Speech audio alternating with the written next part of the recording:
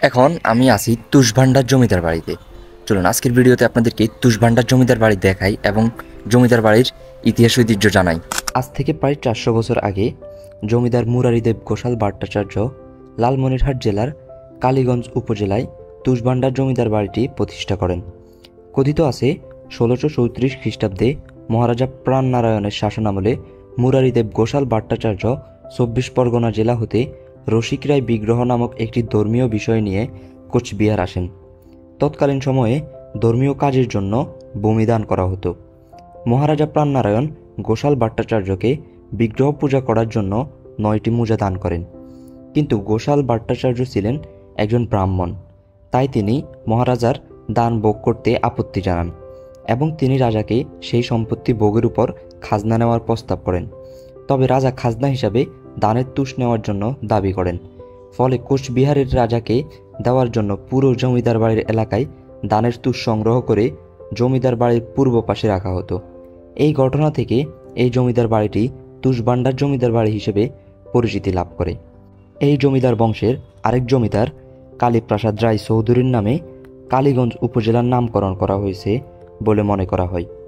প্রতিষ্ঠার প্রায় 400 বছর পর 1935 সালে জমিদার গৌরীন্দ্র মোহন রায় চৌধুরীর মৃত্যুর মাধ্যমে তুষভান্ডার জমিদার বাড়ির ঐতিহাসিক শাসনামলের অবসান ঘটে।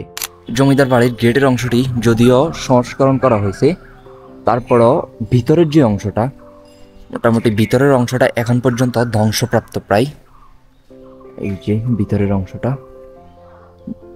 এখানে ভিতরে বিভিন্ন ছোট ছোট রুম আছে। আসলে এই গেটটা ছাড়া এখন আর এই জমিদার বাড়ির আর কিছুই নেই।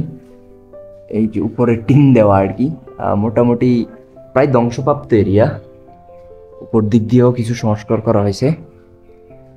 দেন এখান দিয়ে একটা সিঁড়ি আছে, দেখি সিঁড়ি দিয়ে আমরা দোতলায় যাব। দোতলার পরিস্থিতি কি? এই যে পরিস্থিতিটা খুবই ভয়ঙ্কর। এই যে পরিস্থিতি আপনাদেরকে দেখায় জমিদার বাড়ির। জমিদার আমলের জিনিসপত্র তো তো এখন তো ভাঙচুর আসলেই থাকবেই।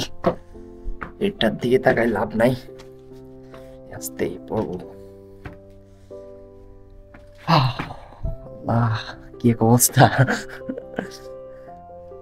মোটামুটি ধ্বংসপ্রাপ্ত জমিদার বাড়ির। আসলে এই শুধু এই অংশটুকু এখন পর্যন্ত মানে ধ্বংসপ্রাপ্ত হয়েও টিকে আছে, বাকি আর কোনো অংশ এখনো মানে আর টিকে নেই আর কি। বাড়ির যে মেন অংশগুলা সেগুলো আর কোনো কিছুই টিকে নেই। আসলে এই এরিয়াগুলো হচ্ছে প্রায় ঝুঁকিপূর্ণ এরিয়া, নিষিদ্ধ করে দেওয়া হোক ঝুঁকিপূর্ণ এরিয়া যেহেতু।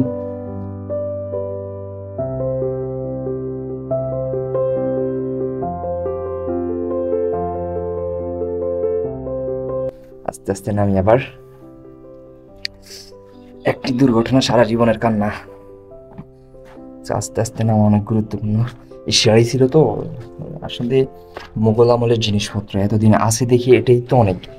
ভালো থাকতে হবে এরকম তো কোনো কথা নেই, আছে আমরা দেখতে পারতেছি, এটাই অনেক। এখান দিয়ে লাভ দিতে হবে। I hope, I don't know, দেখি কিভাবে নামতে পারি।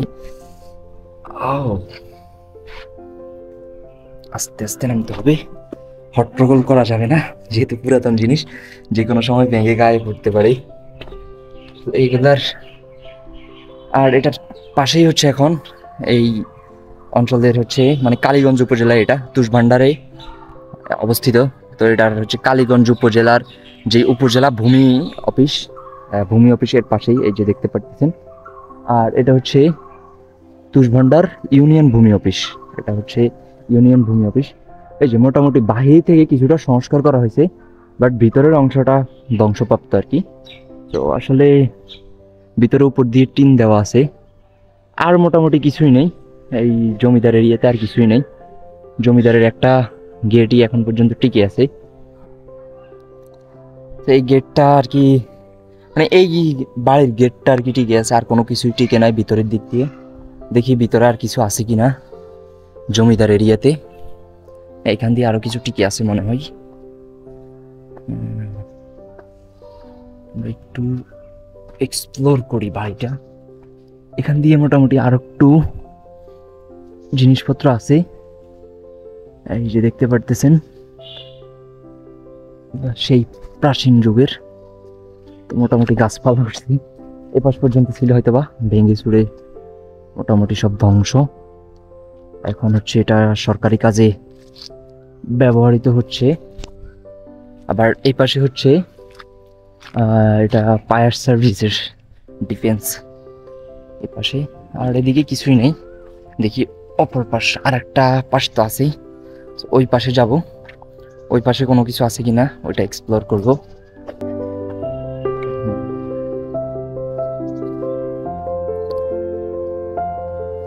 ওই পাশে কি আছে? এই পাশে খালি এটা হচ্ছে শেষ অংশ মনে হয়, রাজবাড়ি। এটা দুর্গা মন্দির, এটা মনে হয় মন্দির। হ্যাঁ, এখান দিয়ে আরেকটা মন্দির দেখা যাচ্ছে। এটা মনে হয় যে ওই সময়ের মন্দিরটা, আপনারা দেখতে পারতেছেন হোপফুলি। ওই যে দেখা যাচ্ছে এই মন্দিরটা হচ্ছে মূলত ওই সময়ের মানে রাজাদের মন্দির আর কি। এটা এটা যেহেতু রাজবাড়ি, তো এটা মোগল আমলেরই। আর কিছু আছে নাকি? এগুলো এখন সরকারি জিনিসপত্র, আর তেমন কোনো কিছুই নেই। সামনে দিয়ে হচ্ছে ফুল গাছ, যেহেতু এটা এখন একটা সরকারি কাজে ব্যবহৃত হচ্ছে, তাই সাজানো গোছানো আর কি।